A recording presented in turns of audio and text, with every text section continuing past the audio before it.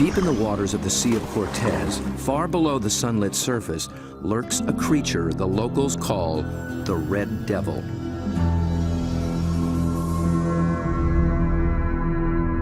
It is armed and dangerous. Its writhing limbs come equipped with 1,000 suckers, each full of flesh-tearing teeth. These devils come in the dark of night, rising from the abyss to within a few hundred feet of the surface. They are large, aggressive, in-your-face squid called the Humboldt. They're one of the most formidable predators in the ocean, and almost nothing is known about them.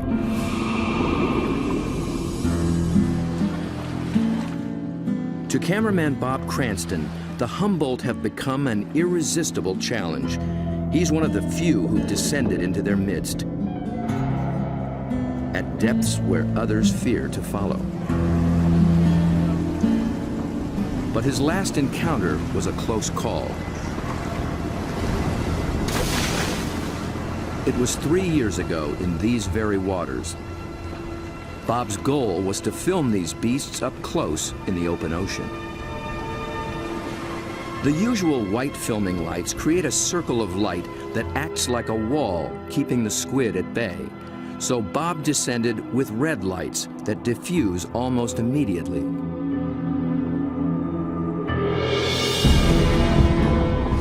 Suddenly, the squid were too close. For an instant, it seemed they would tear him apart.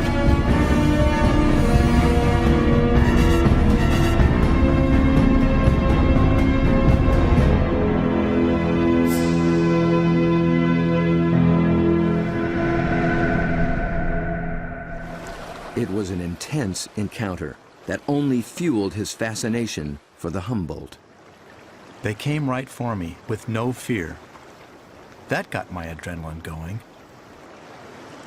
Suddenly, I was really interested in everything about these guys. I wanted to meet more of their kind. Squid and their relatives live in every ocean. Getting to know the family will take Bob on quite a journey. And if diving with red devils is anything to go by, he'll need the help of some top-notch guides.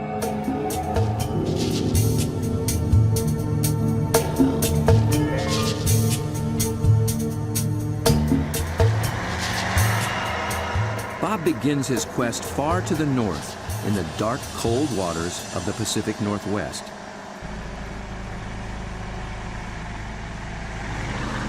In the maze of bays and inlets along the coast of British Columbia, there dwells the giant of its kind, but it's secretive and very hard to find. Bob's asked Dr. Peter Ward for help. Peter is a paleontologist and an expert on the origins of this creature. He has decades of experience in these waters, and there's no substitute for local knowledge. So Bob, I got some maps of the underwater area we're going to go see tomorrow. Cool. And the nice thing about this, these are really high quality side scan sonars, and they give images in great detail. From these, we can pick out caves or dens, really, where the creatures that we seek can be found. Face to face with my camera. Whatever.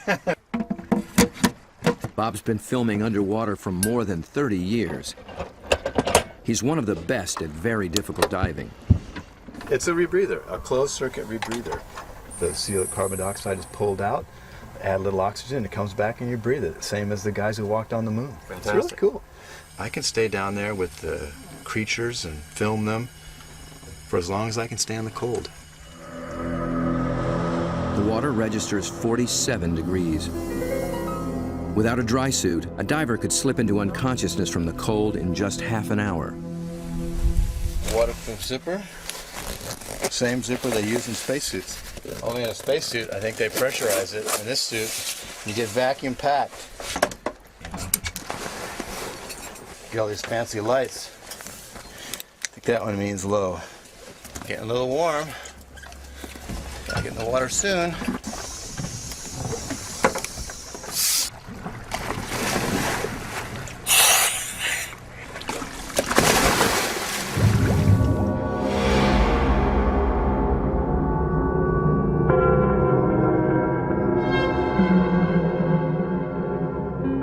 These gloomy green depths are called the Emerald Sea, and although cold, they are rich in oxygen and nutrients. The combination allows creatures to reach enormous size. Down at 60 feet, Bob and Peter pick up a trail of broken and discarded shells. A dead giveaway. Something strong and very hungry has come this way, and often.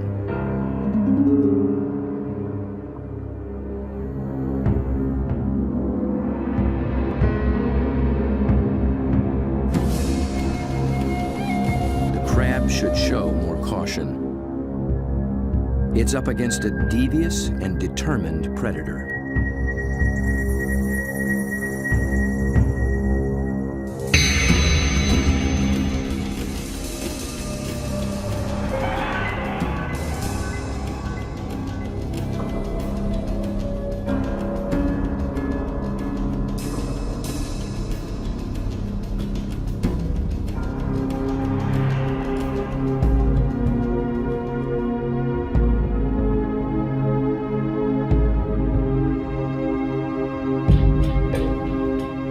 As Bob approaches, his quarry appears to have found him.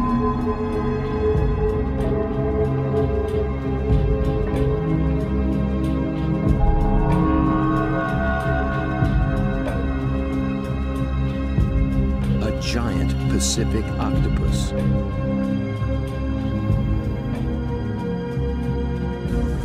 Eight arms of sinewy muscle lined with grasping suckers reach out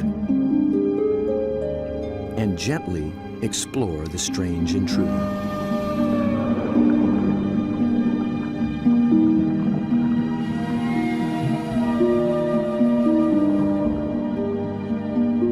A giant can reach 20 feet from arm-tip to arm-tip and weigh in at 200 pounds. It's the largest octopus in the great clan called the cephalopods, the group that unites the octopus and squid. It's an ancient tribe, the first large predators in the sea. To this curious female, we're a brand new species.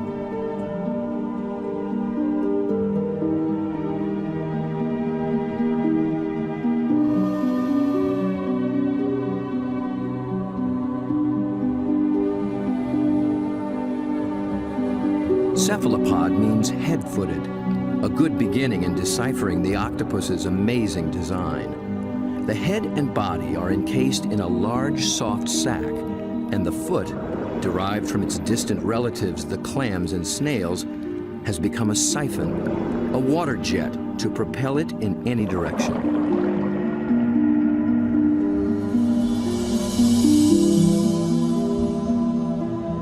A long time ago, its ancestors were a shell, but the octopus has given that up. Yet for creatures with such tasty flesh, the lack of protection presents a problem. The cephalopod solution? The most extraordinary skin in the animal kingdom. In an instant, it can change color, pattern, and texture. And with no bones to confine its shape, the creature can virtually disappear.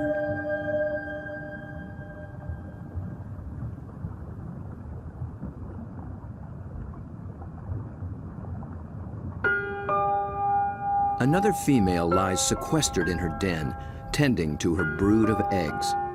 She lays up to 100,000 just once in her life. When they hatch, she will die. These clever, curious creatures won't live long at all. Their entire lifespan is no more than 3 or 4 years.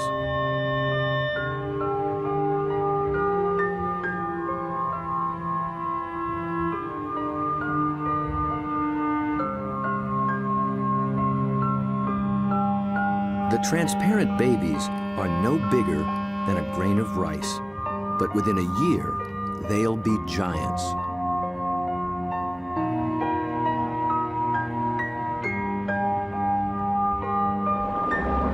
While the lives of these complex beings are all too brief, their line reaches back 500 million years, long before sharks began swimming the seas.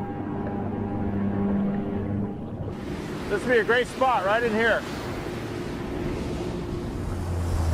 Peter Ward has spent 35 years delving into cephalopod family secrets.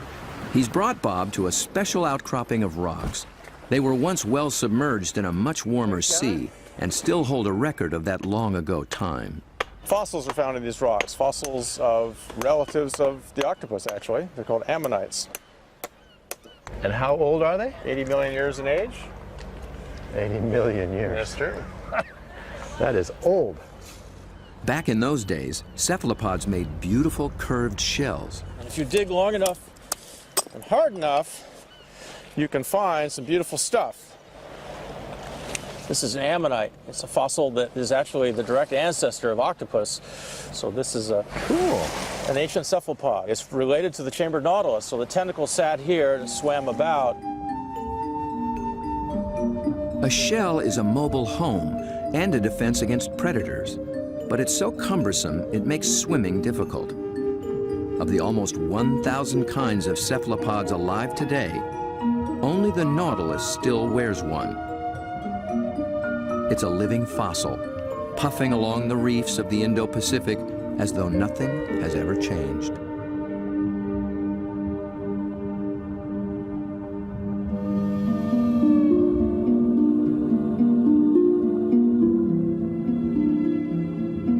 Bob returns for one last dive with the octopus.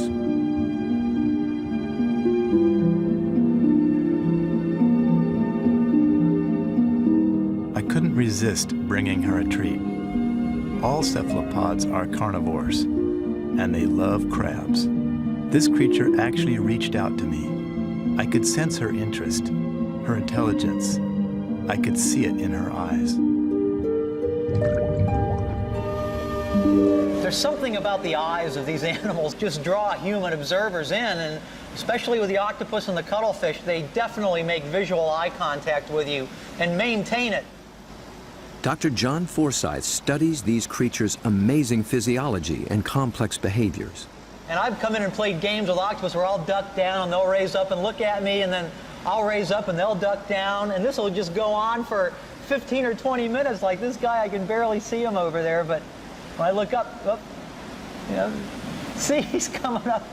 Because I think they look for our eyes. I think they try to make contact with our eyes as well. And I think that's what draws us into watching these animals. Whereas a fish, sometimes I look at a fish and I'm not sure where it's looking. They just have these blank, cold stares. But with a cephalopod, it's really never like that.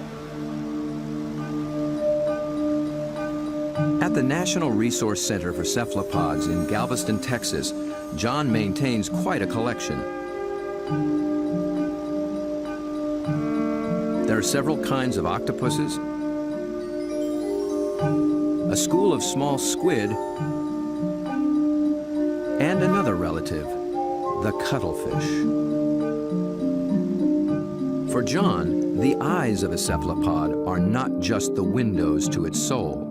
They tell you a lot about how the animal lives.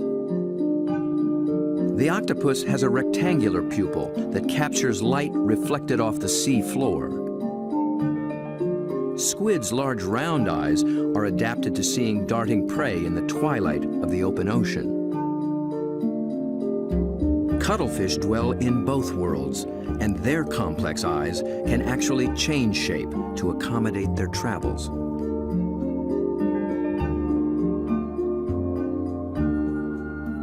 But it's not in their eerie eyes that cephalopods reveal their inner feelings.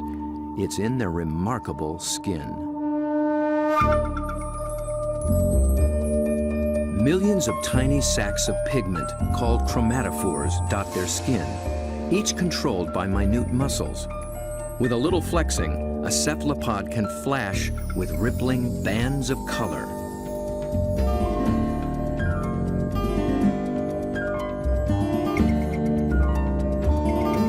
Any sort of excitement, danger, desire, aggression, passion, and their skin lights up.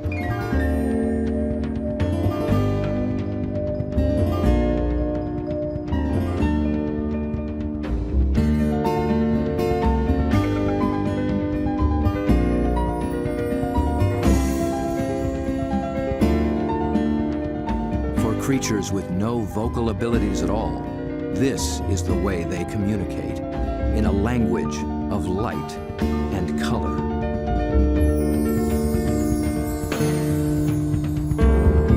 And like an octopus, a cuttlefish can transform its texture, matching its surroundings, hiding in plain sight. Given their camouflage capabilities, it's no wonder we're still learning just how many kinds there are.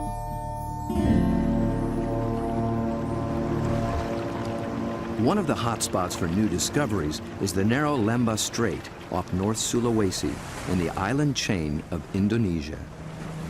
It's a pretty scenic spot. They put it out pretty joint, isn't it? I mean, it's magical. John and Bob have come here looking for new species of cephalopods. It's a place primed for strange adaptations. In the shallow, warm water, light and temperatures remain constant, but the channels, inlets, bays, and lagoons create many small, separate habitats, and that leads to high diversity. This is John's fourth trip to Lembah Strait, and each time something surprising turns up. He's brought Bob to a spot called Ritaklari, which in local slang means the muck.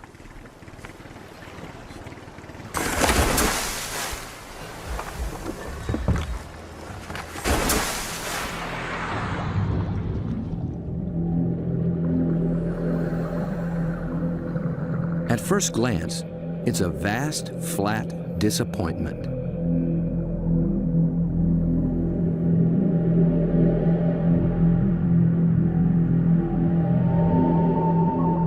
But wait here quietly, and a lot of what looks like sand begins looking back.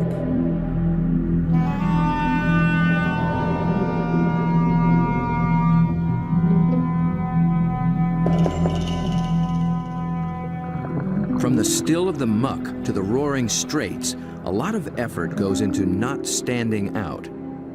Drifting reeds are actually floating razorfish. And the end of a few branches turn into ornate ghost pipefish.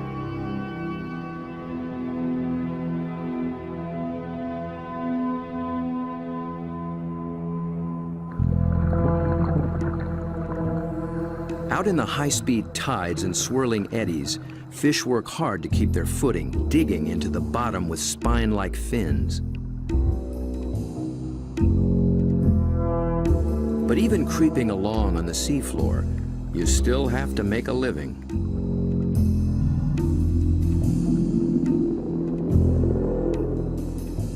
A harmless-looking weed rolling in the current is a hairy frogfish trolling for a meal.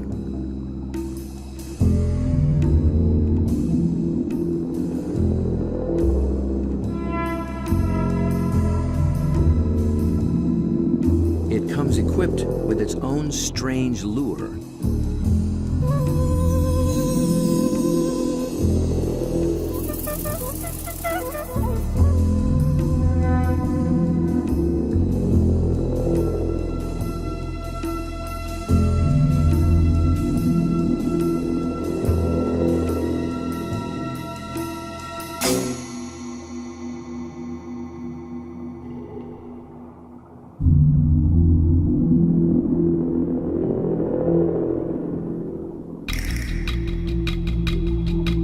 The sand offers the best retreat, but the crab has already been spotted.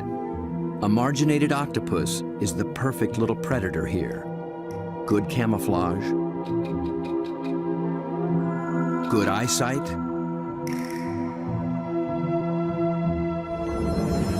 good grip.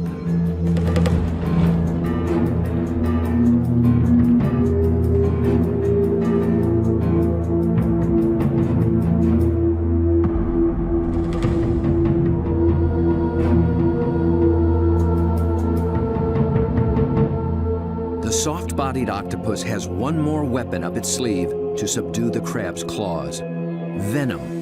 It finds a chink in the crab's armor, injects a neurotoxin, and the struggle is over.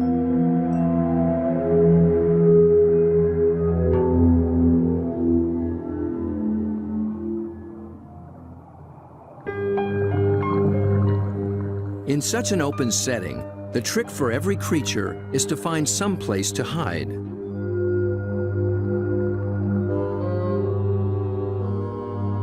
An octopus fits in just about anywhere, and John finds one tucked into a piece of discarded pipe. Perhaps there is something in cephalopod memory that recalls having a shell. Bob and John find this little octopus ambling along with a dark brown bottle tucked under his arms. The bottle turned out to be his home, and he took it with him everywhere.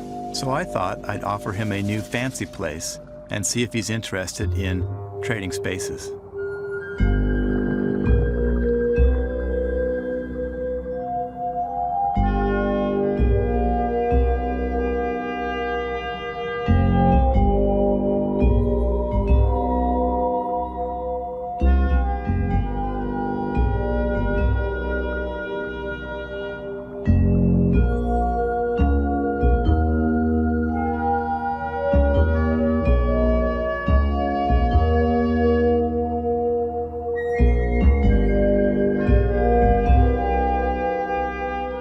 Began to worry he might get confused by this clear glass and wouldn't remember how to get back out.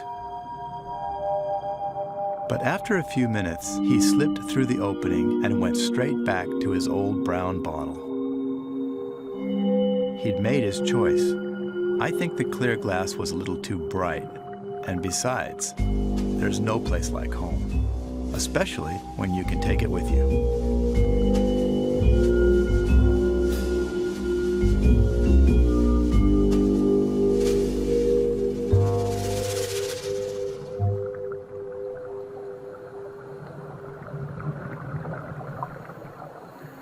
In the husks of old coconut shells, they find the pearl-like eggs of one of John's favorite creatures. It's a tiny cuttlefish that's seldom seen after it hatches. It remains so small and well camouflaged that it takes great practice to find it.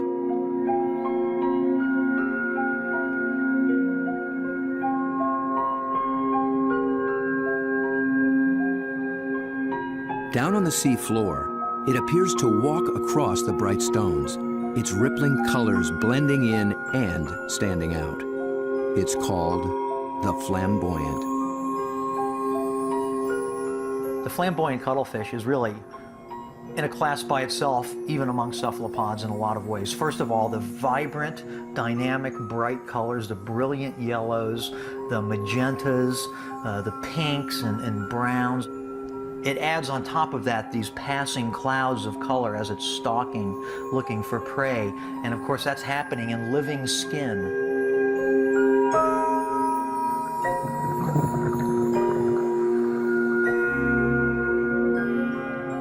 A lot of these animals are surprisingly bold. The flamboyant actually seems to like being under the lights. It begins hunting as soon as we start filming.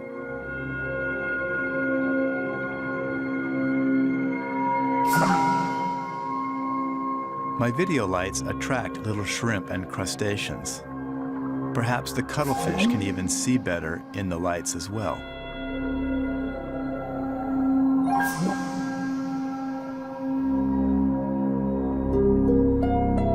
It's only when John sticks out an enormous hand that we see the scale of this little hunter. Next to a 6-foot Humboldt and a giant octopus, it's hard to believe it's one of the family.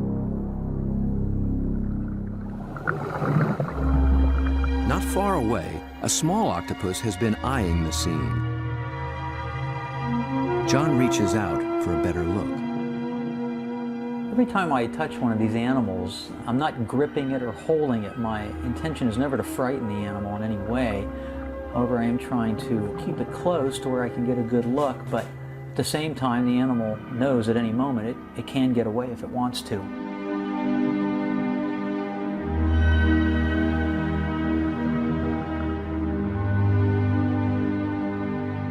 This octopus gets away all too soon. John thinks it may be a brand new species never seen before.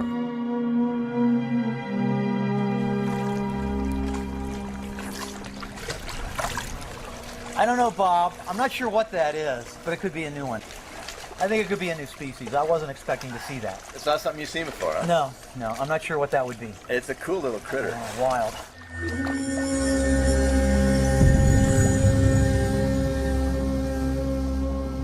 The waters of Sulawesi are full of new discoveries, and one is an octopus designed with a special brand of disguise.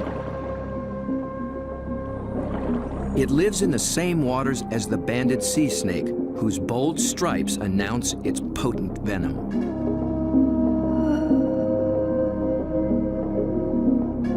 These are banded arms that can make the same impression.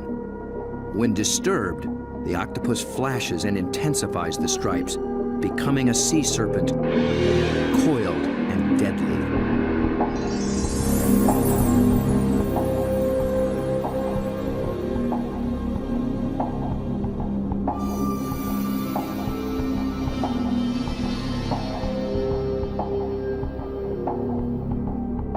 The creature has not yet been named by science, but it is known to be a fraud.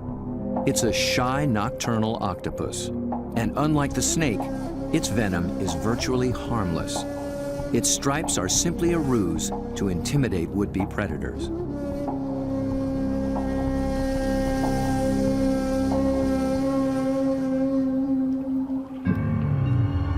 The real killer is a delicate, jewel-toned creature, the blue-ringed octopus.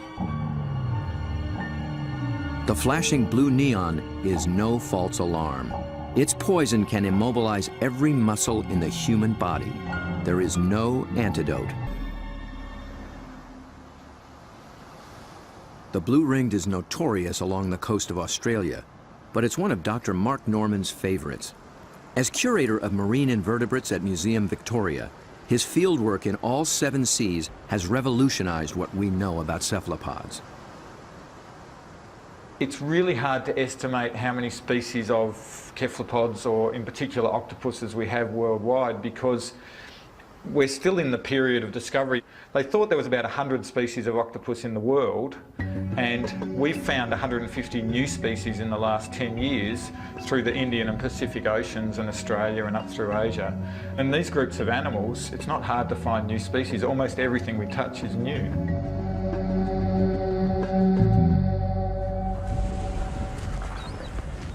Bob wants to get close to the blue ring in the wild. So Mark, this is a shortcut to the beach? Yep, it's a great place to collect crabs. Through the graveyard, eh? Yep. So are these the bodies of the people who have been bitten by blue ring octopus? No, very few people have died from blue ring bites. He's more likely to have died choking to death on his calamari meal at the local pub. So this is where the crabs live. Yep, they hide up here at low tide under the rocks. As the guide to the blue ring, Mark starts Bob off with their prey. Lots of little crabs. Yeah. You need a nice juicy one. There you go. Good claws on that. That'll take your arm off. It's an ironback crab. You can appreciate why the octopus has to get rid of the crab's claws as quick as possible. Knock them out. When the octopus bites them, it actually goes for those soft gaps in the junctions, like the elbows where the arm is a bit thinner, or else they bite them right on the eyeball, and the poison goes straight down the eyeball and into the brain. So they end up paralysing the animal instantly and putting these claws out of action.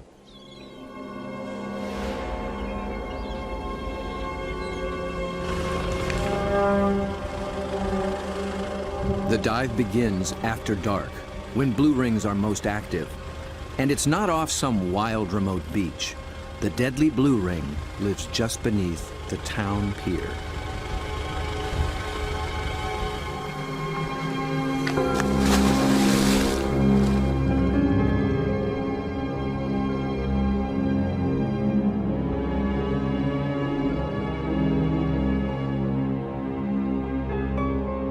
Blue ring octopus are an extremely venomous animal, and if I was to be bitten, I would probably be dead within 3 minutes. Your body would start stiffening up and you'd lose the capacity to breathe, you'd lose the capacity to wave or walk or run away, you'd run out of oxygen and you'd suffocate. But these little animals are really shy, really secretive, and the last thing they want to do is attack humans. They don't eat humans, they don't drag people out of their cars and drag them down the beach. They just feed on crabs. But tonight, not even a crab could catch its attention. This is a male, and he's just found a female.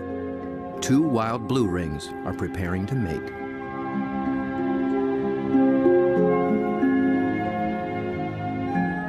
They keep their colors subdued to avoid attracting attention, especially from competing males. No flashing their electric blue. A temporary aquarium helps Bob film what happens next. After a few minutes of courtship, the male gently slips a special arm into the female's gill slit. He's depositing a packet of sperm, which she will use later to fertilize her eggs.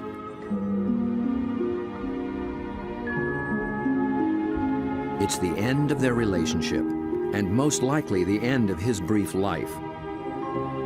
That was all he needed to accomplish. Just beneath the very same pier is another cephalopod almost never seen in shallow water. New research finds that they too pack a poisonous punch.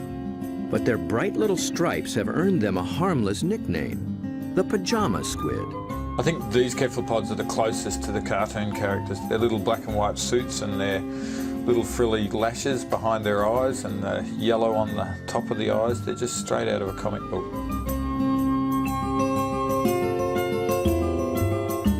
The pajama squid seem to have taken a cue from the blue rings. Males grab any passing female and then they try as hard as they can to reposition them so that they're face on, ready to mate, sort of suckers to suckers.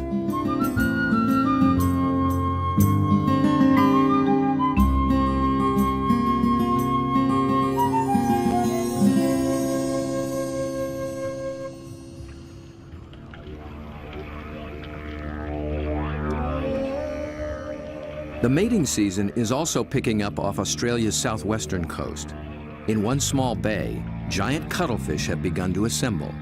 They leave deep water and enter the shallows once a year for 3 to 4 weeks.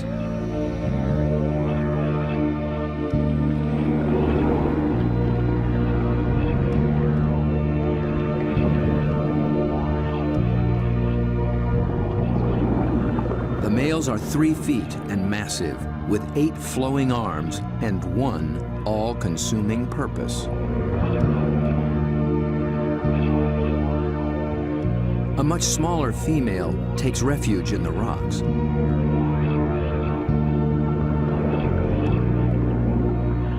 The males waste no time taking on their rivals. They flash and ripple with aggression. Their control is so subtle that they can isolate and flex just the flank facing the opposing male. The other flank communicates a solid, dependable side to any nearby female.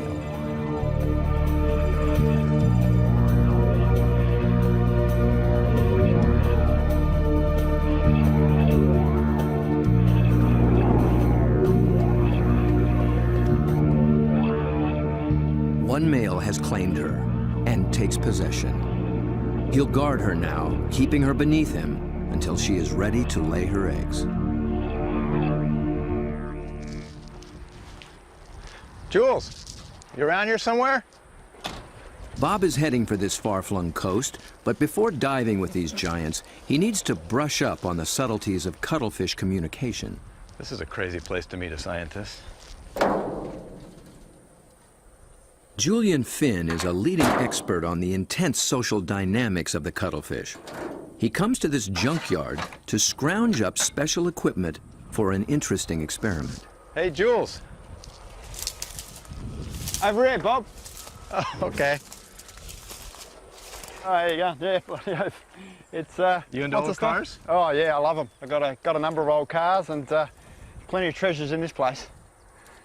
Cuttlefish speak a visual language, Yeah, for and sure. Julian What do you got? wants in on the conversation. Old cars, but also got a few ideas about making something to use on these cuttlefish in Whyalla, trying to get a bit of a different shot, so. Looks like junk to me. Meanwhile, the cuttlefish continue to gather.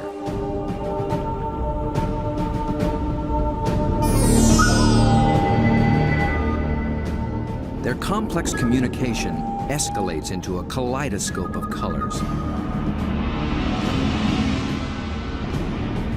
Opponents toss each other in the rolling tide, and things start getting rough.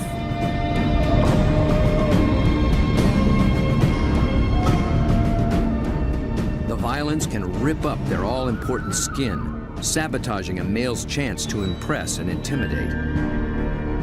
And someone's nursing a torn-off tentacle.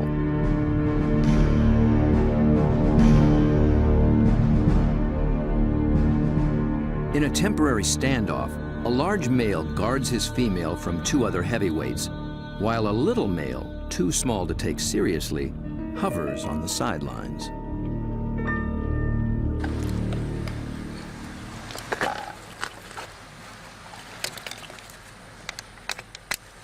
The two males on shore get set to join the fray. Well, here you go, Jules. I just wanted you to know that my camera's bigger than yours. Mine's a bit different than yours, too. Well, yours has a hubcap on the front of it. What I'm hoping to do is film the male's reaction to another male. But instead of having another male there, I'm going to have its reflection.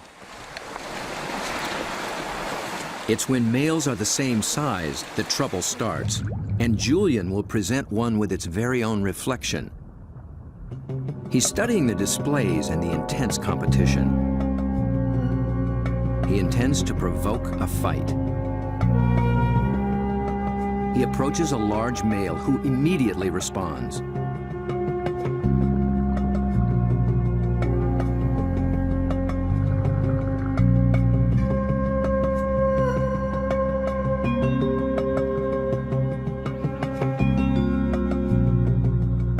The cuttlefish becomes increasingly absorbed with his own image, but instead of a conflict, the story takes a surprising turn. The small, unimpressive male has sneaked in and begun mating with the unguarded female. He's not signaled, nor flashed, nor dazzled. He simply grabbed the female for his own, making every attempt to look as much like her as possible.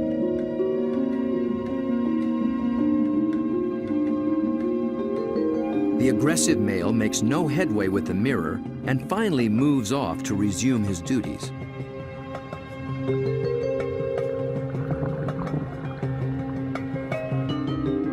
But he's still distracted, still flashing, and doesn't recognize that his female is mating right under his nose. The little male looks so like another female, he doesn't see the threat.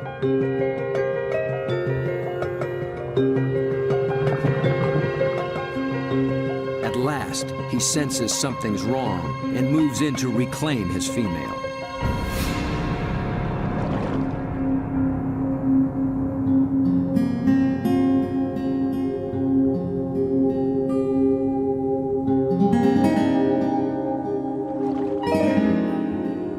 To re-establish their relationship, he presents her with the gift of a crab.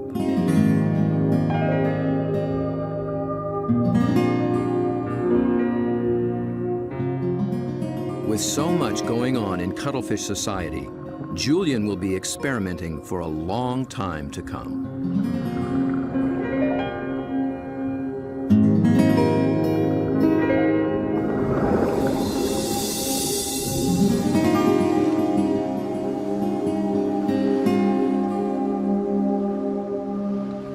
Julian's attempt to interact with the cuttlefish and crack their code has given Bob a daring but dangerous idea. Deep in the waters of Mexico, the mighty Humboldt squid flash their own mysterious signals, and Bob is determined to dive with them again. He intends to engage these aggressive predators by imitating their behavior with a display all his own.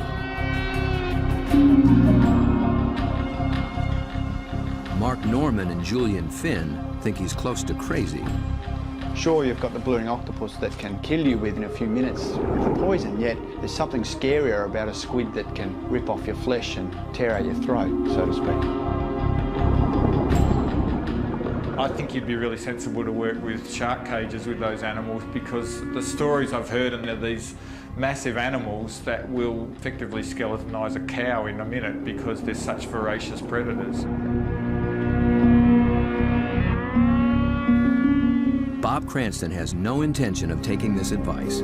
His whole goal is to interact with these squid on their terms, in their world.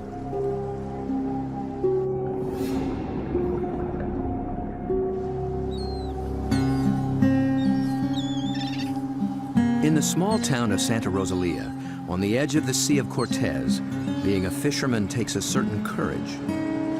Lose people, every other year somebody dies. I had a friend that they found floating in the ocean last year. It's lucky they found him because they're carnivorous. They'll eat you. I mean, they will eat you. The squid will eat you. If you fall into the ocean, they'll get you with their tentacles. You'll drown, and then they'll, all the rest of them will just eat you.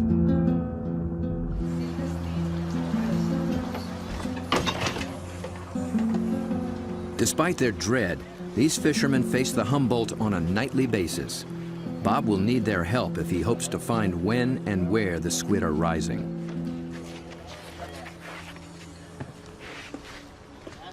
Alberto. When the Humboldt flash on and off, Bob intends to flash right back. Yo no sé. This is a flashlight, big flashlight for squid. We're gonna... Estos locos, see?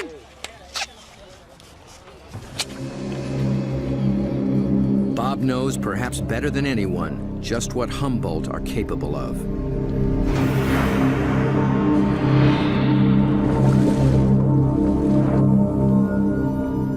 But it's not fear that he feels. It's an intense fascination for such alien creatures in a world so different from our own. For me, there's just something about these animals. Maybe it's because this type of diving in itself is a great challenge. It's hard to work at these depths. I've managed to go down and physically touch these fantastic creatures, but somehow they're the ones that have taken a hold of me.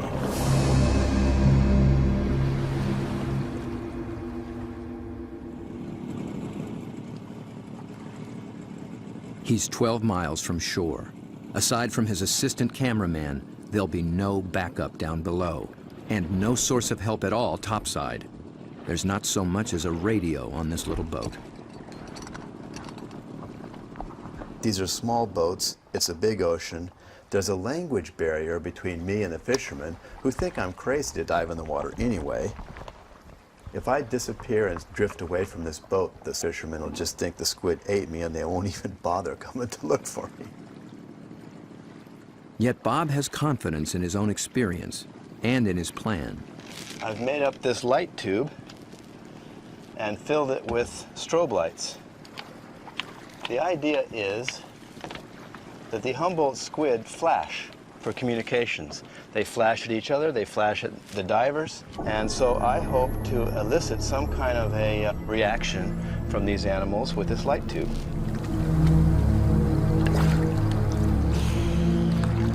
Beneath the boat lies 1,000 feet of open water and sea monsters.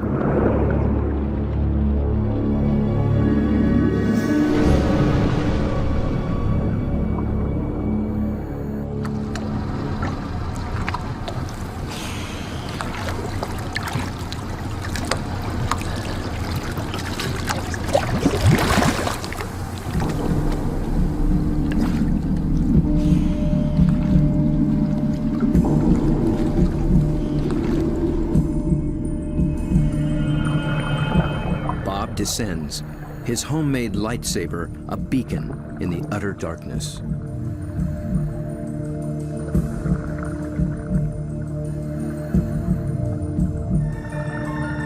Right away, there's a complete surprise. Mobile arrays. They're seldom seen in a school like this. Already the night has taken on unexpected possibilities.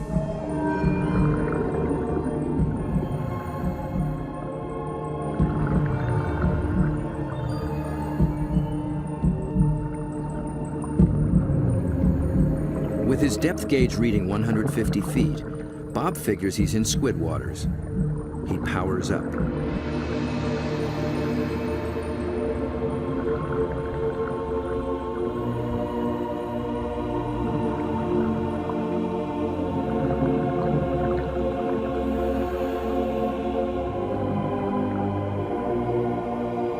A giant swarm of pink krill mobs the lights. Suddenly, Bob's in the middle of a midnight feeding frenzy.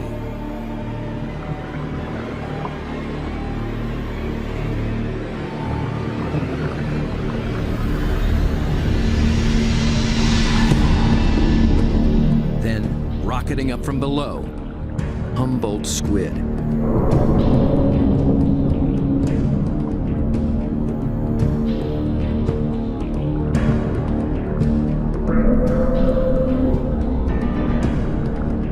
They're flashing red and white. Bob tries to get clear of the krill into better visibility. And he's caught the squid's attention.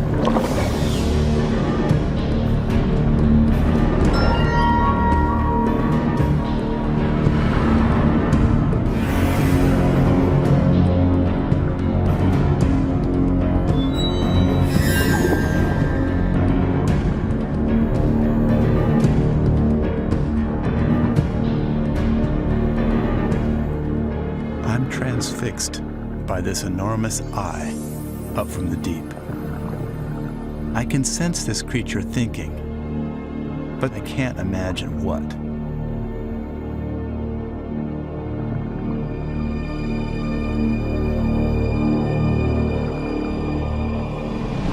A minute later, contact. The squib grabs hold, testing the light the only way it can.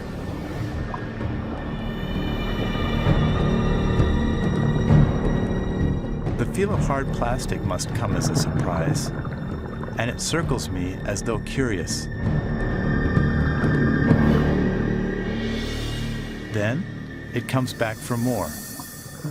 This time, the aggression is gone. It just seems interested. Amazing.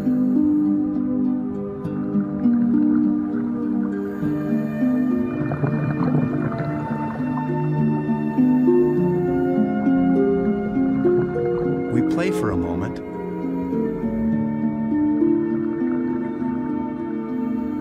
Then suddenly, it's over.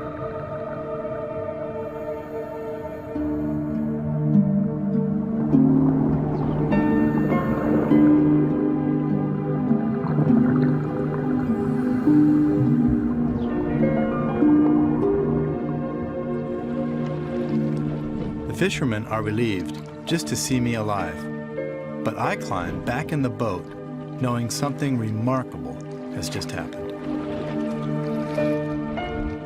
I danced with the devil down in the deep, and I'm already thinking about the next dive.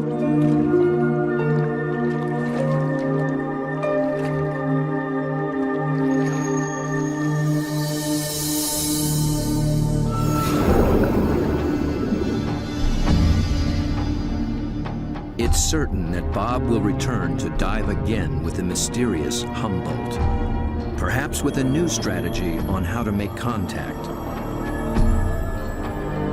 He's just at the beginning of this extraordinary quest.